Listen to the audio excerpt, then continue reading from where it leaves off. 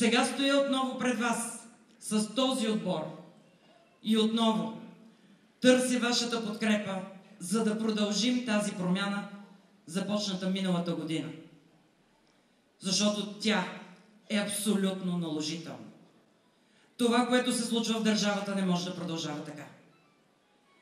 Нашият основен опонент ГЕРБ твърди, че оставил финансова стабилност и че ако дойдат онези лошите, комунистите, ще съсипят държавата, ще я хвърлят в хаос и в несигурност.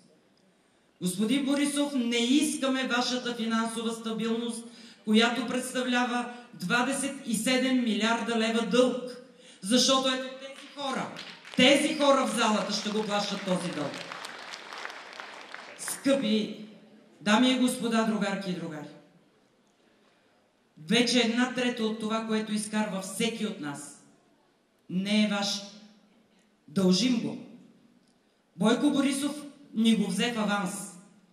30% от всичко произведено в България вече е дълг, за да може той да се кипри с уж финансова стабилност, огромно строителство и плащане на пенсии. Видите ли, сякаш ще ги носи от банка тези пари, за да плаща пенсии на пенсионери. Но задлъжня България за 3 поколения напред. Това трябва да се промени. И БСП ще го промени.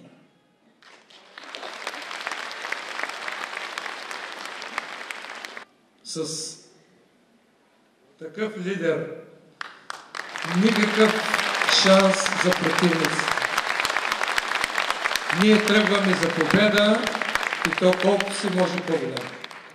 Можем да го направим, просто трябва да се повярваме, че можем и наистина да го направим така, че след 26-ти България да се управлява от хора, които не обещават, а изпълняват.